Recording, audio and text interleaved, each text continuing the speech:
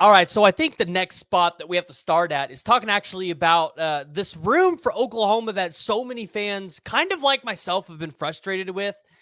I caught myself multiple times asking myself, why does Brent Venables continue to let this coach do what he does and allow him to be employed on the staff? Because this room has just been not good. There's been no development, no recruiting. And I mean, just shoot y'all straight and what I'm talking about, right? Not to cover it up. I'm talking about tight ends. John Finley has been absolutely awful in this room. So many people are disappointed in, the work that Bauer Sharp put in this year and what he was able to do for Oklahoma. So many people were, disappointed in the way John Finley recruited. Like you missed a guy in Nate Roberts, or last cycle, Cooper Alexander, who were right down the road from you. And then you look at a guy in a previous class that he missed on. And, it's just this room has been so bad. So looking at the transfer portal, though, and understanding Oklahoma's losing a ton of guys, they're processing guys out. I think a lot of Oklahoma fans are expecting you're going to need to go get one, maybe two, maybe even three dudes in this room, because you didn't see a ton of Devon Mitchell.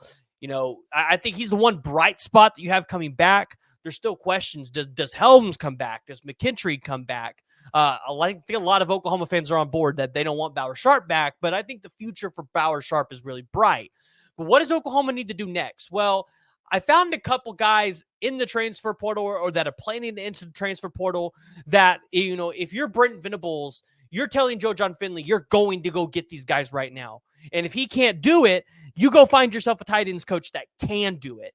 And the first guy that, I'm really looking at is a guy that entered the portal today in Luke Hasz. If you guys remember him, right? He was from Bixby, Oklahoma. He was a part of that 23 class, 6'3", 245 pounds.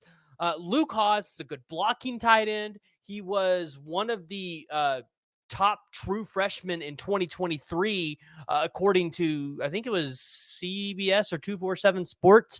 There was a lot of hope that Luke Hasz could be a huge, offensive piece for the Arkansas Razorbacks. But he enters the portal today, says, through prayer and conversations with my fiance, parents, and God, I have decided to enter the transfer portal. I cannot thank Coach Pittman and Coach Turner enough. Arkansas will forever hold a place in my heart.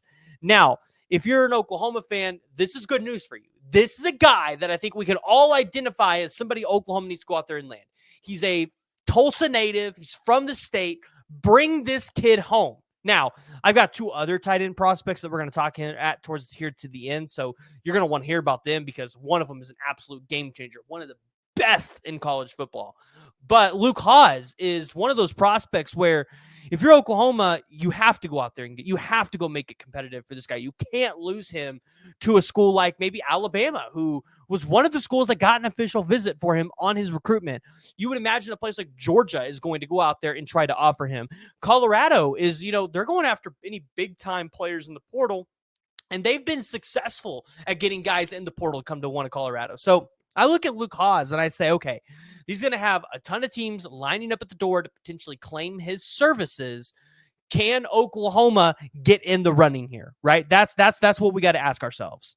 Now, if you guys have made it this far into the video and you guys have not hit the like and subscribe button already, forgot to mention it at the beginning. So do me a favor, like, subscribe. If you're new to the channel, we do a lot of college football recruiting, transfer portal content. We also talk about the team in and off the season. And jump in the comments. Let me know what you guys think, especially about potentially grabbing Luke Hasz, because a guy that, in his true freshman year, caught 15 of his 16 targeted passes, 239 yards, 3 touchdowns. He had one of the best grades, elite grade, at 88.7 in the receiving game. So Luke Hasz is somebody that I'd identify for Oklahoma and say you got to go out there and get them. Now, you guys might be asking, well, who's this tight end that you were talking about that might be one of the best in the country that Oklahoma can go out there and get?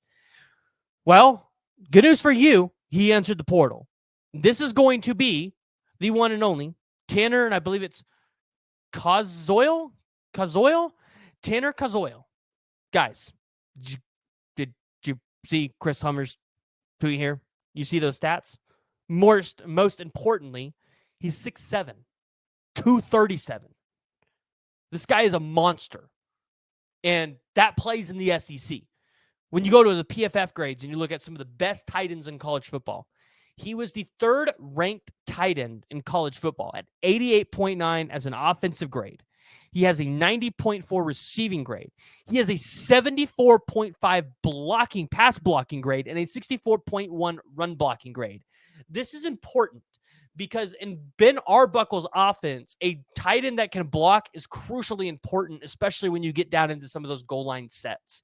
So you would imagine Oklahoma is going to be picking up the phone and calling a guy like Tanner. They're going to be trying to get him on campus, wine and dine him, and get him on the squad because he's a guy that his size plays in there. And also, he has significant production of just last year, 94 receptions, 839 yards, 8 touchdowns. And 23, 34 receptions, 295 yards, 3 touchdowns.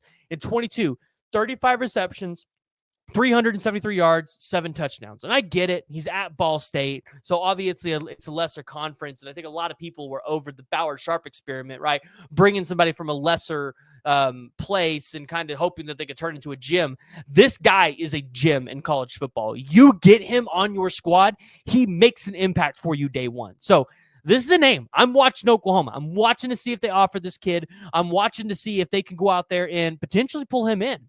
But another guy that I think a lot of Oklahoma fans have got to sit here and you got to look at, it's Jackson Bowers. Now, obviously, you don't see any production here from Jackson Bowers, right? You don't see, any initial reason of, why would I want to go out here and get this guy? 4-star prospect out of high school, signed with BYU. This dude, 6'5", 245, a lot of potential. Can play for you for a while. Like, he's got the potential possibility to be another, decent tight end for Oklahoma. And the thing is, you're not looking for just one tight end in the portal. You're not. So I think we have to be okay with Oklahoma's going to take multiple dudes that are kind of like this. Now, the last tight end we got to talk about is somebody that Oklahoma actually offered, and that is going to be Luke McGary. So let me go ahead and share this here so that you guys can see what I'm looking at. Luke McGary, he's from Tulsa, and a pretty decent season at Tulsa. 17 receptions, 231, 1 touchdown. But the big thing is he's a sophomore. So if you're Oklahoma, you're probably going to get Luke McGary for 2 years.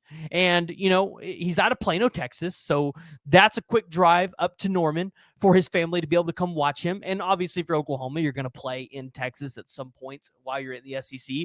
So you saw Oklahoma go out here and offer him. He's 6'3", 240, multiple years of eligibility. This fits for what Oklahoma's looking for.